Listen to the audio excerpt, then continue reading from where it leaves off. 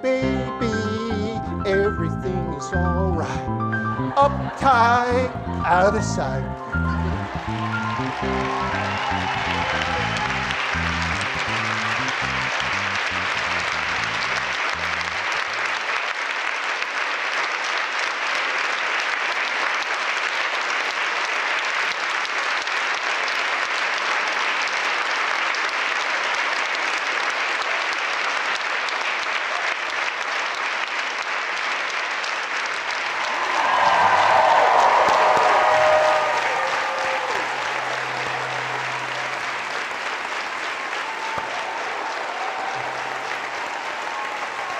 Thank you.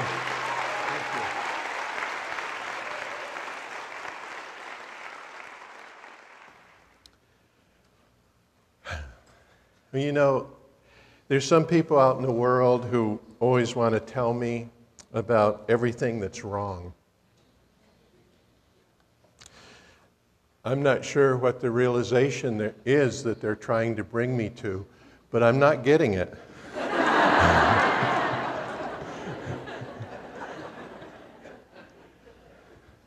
I don't consider that there's anything wrong with the world or the people in the world other than that they're still evolving. Things are what they are. And if you don't like it, change your mind or make them better. I personally like the attitude, everything is all right. You remember Diana Ross and the Supremes? Baby, everything is all right. Uptight, out of sight. Baby, everything is all right. Uptight, out of sight.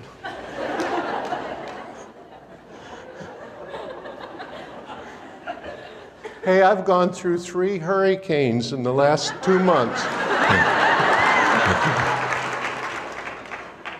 And I've had 2 trees fall through my roof. I've sweat off 30 pounds doing physical labor. And I'm still humming to myself.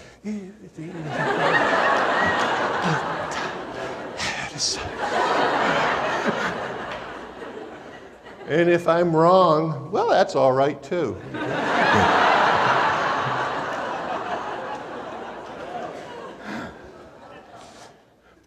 This all right attitude, it's what connects you with the higher self. Everything is all right. And if the ego self has secondaries, they're all right too. Anyway, I really came today because I want to tell you, you're all right.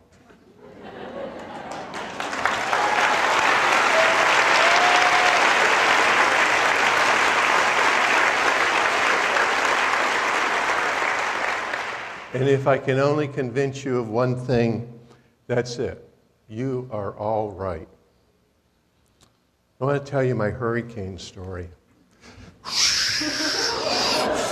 We're out here.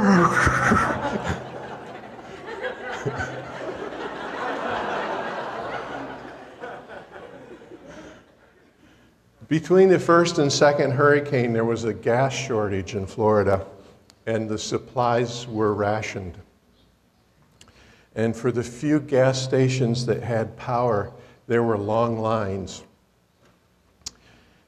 And I had to wait in my truck for 2 hours to purchase a 5-gallon can of gasoline, one of those red jerry cans like the Army uses. And I finally got it, and I was on my way home, and I saw another man, and he was like pushing his truck off the road, and his wife was trying to steer, and she looked like she was really nervous and scared. So I stopped and I helped him push his truck into a parking lot. Good Samaritan, right? Well, I asked him what was wrong, and I was hoping for dead battery.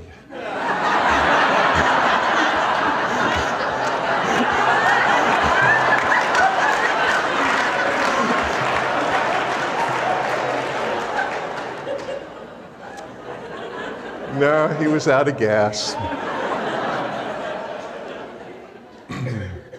You know that moment when the universe tests you?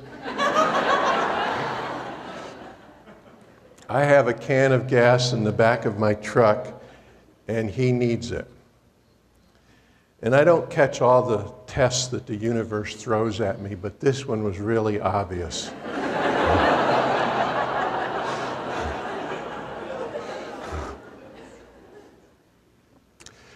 So I took the red jerry can out of my truck and I gave it to him. And the man offered to pay, but it was sort of an empty gesture because both he and I knew what the value of gas was and how hard it was to get. And I said, forget it. Pass it on. Help the next guy. And he asked where I lived, and I told him, and then I drove off. Now, I actually felt pretty good. And I felt better than even if I had the gas. Because there's a satisfaction in kindness that it's unlike any other joy that you experience.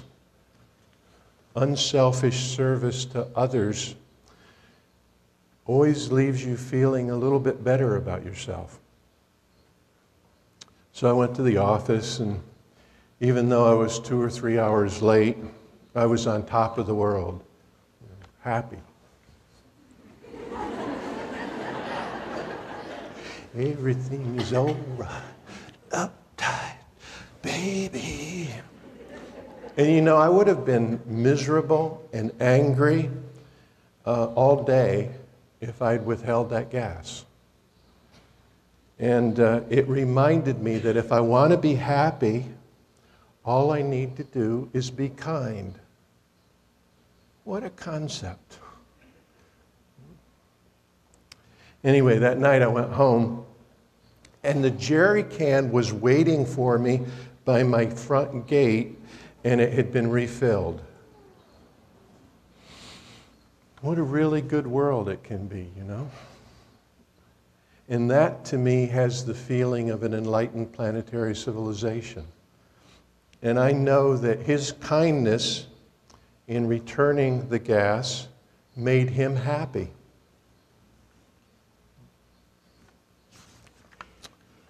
So you can make a good world just by being kind. Now, speaking of good world, as you can see, once again, the trainers have invited me to talk to you.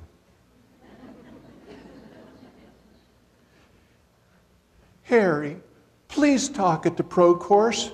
Just a short talk, so people can see you. Well,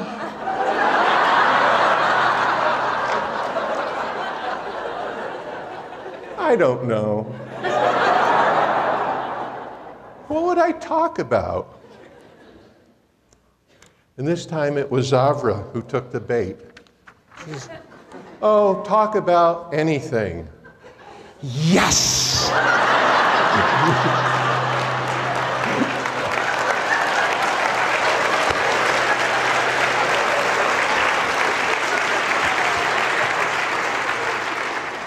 There it is, carte blanche. Harry unleashed. Talk about anything. Avra just realized she made a mistake. Too late.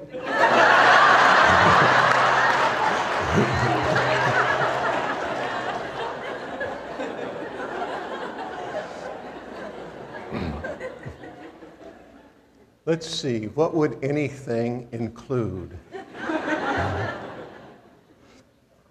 Oh, enough about anything. Let's talk about me.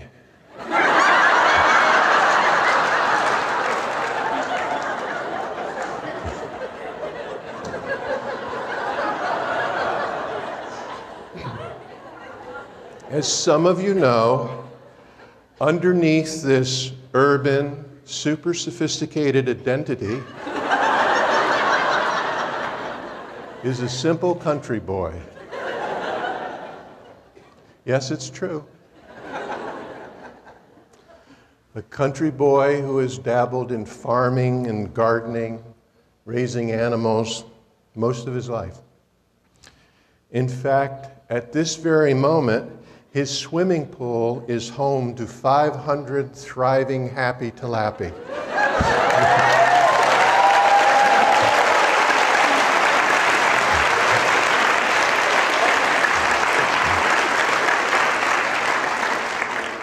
All swimming into the current. You probably heard him tell that story. Let me tell you what that simple country boy learned from farming. In the 60s, he took a class in botany, but it was pretty boring. He skipped most of the lectures, and the deadline for the final term paper kind of snuck up on him. And at the last minute, he turned in a one-page, two-word term paper. Everything grows.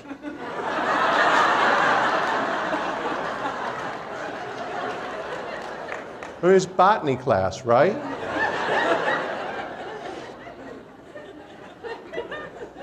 He felt this was a very profound statement. It may have had something to do with what he was smoking at the time.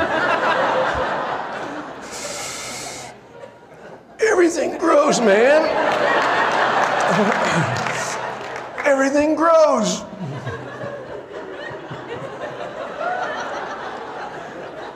I told you it was the 60s.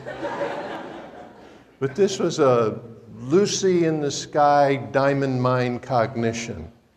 Everything grows. And he hoped that the professor would see the wisdom of that insight, and maybe the professor did. But he sent the paper back marked with an F, and he had scribbled in red, "and dies."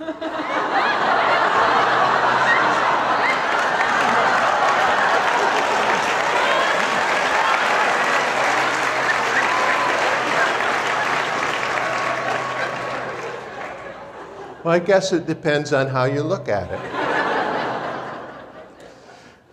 The country boy thought the professor had a pretty negative attitude, kind of pre-adolescent issues. Definitely not a Diana Ross fan. And this was in a time before the country boy had met Avra, and he was still very good at getting in the last word.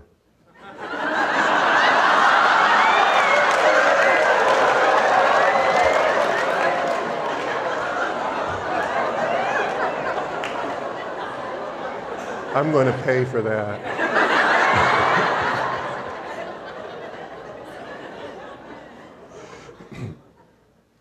So he turned it back in. Under the professor's "and dies," he wrote, "What dies?"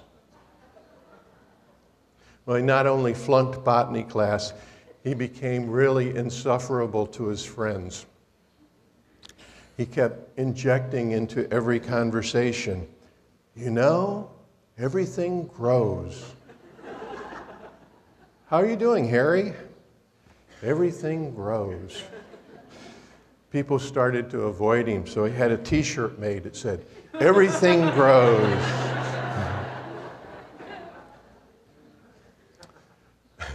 I'll tell you honestly, right there, he figured that he pretty much knew everything there was to know.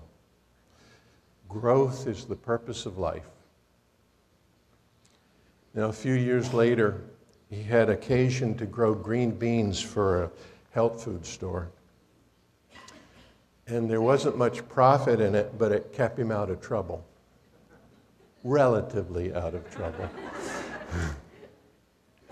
You see, it was the health food store where Avra worked. Okay, the truth. He raised organic green beans so he could go into town and see Avra.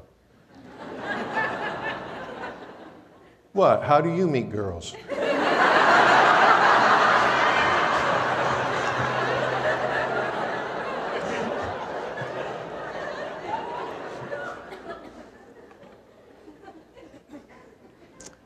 Anyway, as an experiment, he spread compost on some rows of green beans, and he left other rows to fend for themselves.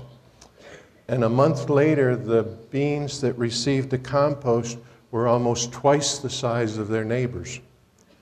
You go, whoa, another diamond mine cognition.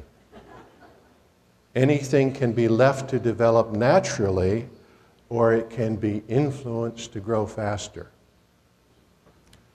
That's probably what he should have learned in the botany class. If he ever gets another shot at a botany term paper, he'll say, anything can be left to develop naturally, or it can be influenced to grow faster. Things can be influenced to grow faster.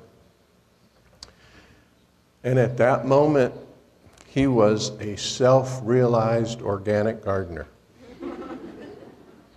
He looked up in the clouds and he said, okay, God, I'm ready for the next assignment. And I wish I could tell you that the skies opened or something, or even that a crow flew over and pooped on his head. But that's not what happened. What did happen was he began to hear this tiny sound of chewing, and it was getting increasingly louder. And he lifted a bean leaf, and underneath there was a mob of green caterpillars devouring his bean crop. And since he couldn't use insecticides, it presented him with a problem. It was one of those existential moments. He was at a crossroads in his pursuit of truth and Avra.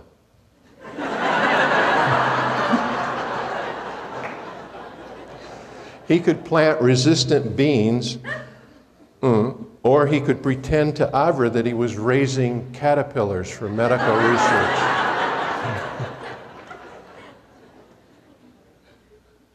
And just as he was about to decide in favor of the caterpillar story, a horny toad hopped out and began gobbling up the caterpillars.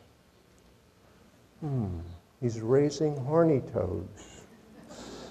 What was God trying to tell him? And he considered several seductive stories about why he was raising horny toads, but they fell kind of flat in the telling. So he decided to give up lying, at least for a day. Now, the idea that really came out of that period was that growth and development of human consciousness could be accelerated. So that's what is true education, as opposed to indoctrinating beliefs in someone. This is what education's really about. And he took that realization and he went back to teaching. Now, the key questions are: what influences are favorable to the development of an enlightened consciousness, and why? And these are the questions that philosophers and spiritual teachers have been asking themselves for the last 5,000 years. If you could strip any political, religious, or spiritual practice back to its unblemished core, you would find someone's opinion about what influences are favorable to the development of higher consciousness. Unfortunately, the opinions aren't always correct. One of the classic allegories of Western civilization is called Plato's allegory of the cave. How many of you know it? It used to be more classic than that. An allegory is a story with a hidden meaning or a teaching. And in the allegory of the cave, Plato portrays people as sitting in front of a wall in a dark cave, and behind the people is a fire with figurines, little dolls, and the dolls go back and forth through the light of the fire, and they cast shadows on the wall in front of the people. Now, the people don't see the fire, and they never look at the dolls. They only regard the shadows that the dolls cast on the wall in front of them. And the people come to believe that these shadows are reality, and they suffer greatly as a consequence of their belief. You've probably had Avatar students come to you believing that the universe was the source of their unhappiness, or they're chasing shadows. The people in Plato's allegory believe the shadows are reality because they know nothing but shadows, and they assume that there is nothing but shadows. The principal obstruction to their awakening is the belief that they feel they're already awake. And one day, by fate or by circumstance, maybe by accident, one individual turns his head around. Plato uses the pronoun he, but it might just as well have been a woman. And as he turns his head around, he sees the dolls going back and forth in front of the fire. And in that moment, he realizes that the shadows are only shadows, and that the suffering is caused by ignorance. And if he's anything like the rest of us, he probably goes back briefly to watching the shadows and suffering. And maybe the experience will not last, but at least now he knows. And he has had this extraordinary moment of consciousness in which he realized that the shadows were shadows. Call it an avatar initiation. And having seen the truth, it will tug at him until he finally walks out of the cave, walks into the sunlight. And we call that going to Wizards.